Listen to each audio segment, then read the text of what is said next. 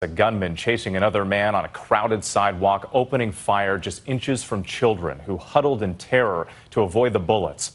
Tonight, that terrifying shooting caught on camera in the Bronx. 2 children escaping tragedy by a matter of inches. You can see the 10-year-old little girl shielding her 5-year-old brother as the suspect sprays bullets, striking his 24-year-old target in the back and both legs. Police say the victim, who has an extensive criminal history, may have tried to use the kids as cover. I'm disgusted.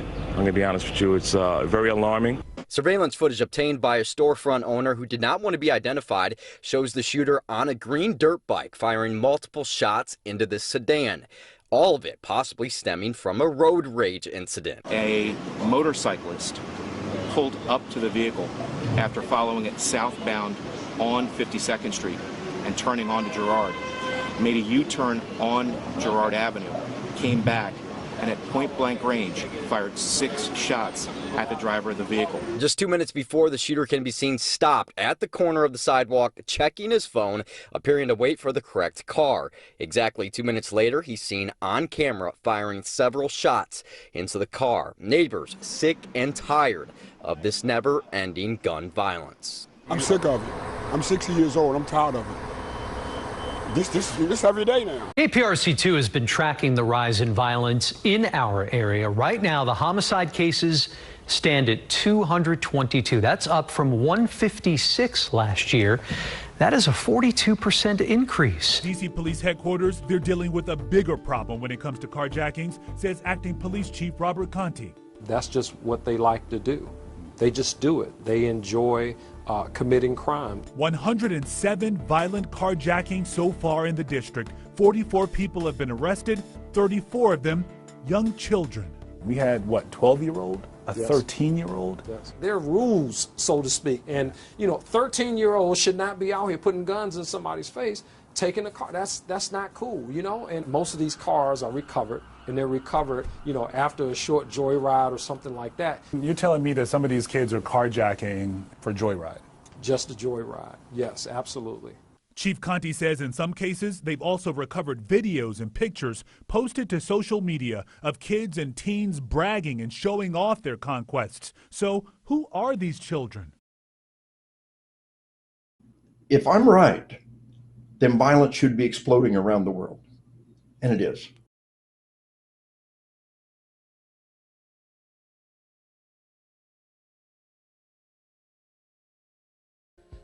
And so this is God's judgment, people. All right. Everything is going downhill. All right. Everything is going downhill. All right. Everything is going downhill. This is the straw that breaks the camel's back. It may not kill the camel, but it is the straw that breaks the camel. It may not kill the camel. I like the idea of a camel with a broken back just being fine. Otherwise, the camel's just going to be crippled. Just a camel laying there like Christopher Reeves. Yeah, he's just going to need a wheelchair, and he's going to have to talk through a straw. In 2020, we had the most horrendous explosion of homicides in America we have ever seen. And in the 1960s, 1 year, homicides went up 12.5%. In 2020, homicides were up 37% across America. Now, this is an early assessment based on 57 large and medium-sized cities. That every year they've nailed it. We get this early sample that nails what the national sample is going to be within a few percentage points. It's nailed it. 2020 was 3 times worse than any year we've ever seen before. Murder rates across the U.S. are rising. A recent report shows major cities saw a 33% jump in homicides in 2020. According to the Major Cities Chiefs Association, the vast majority of the 66 largest police jurisdictions saw a spike in violent crime last year, and that trend is expected to continue. Police data from these major cities show spikes in murder rates in 2021 compared to the same time last year.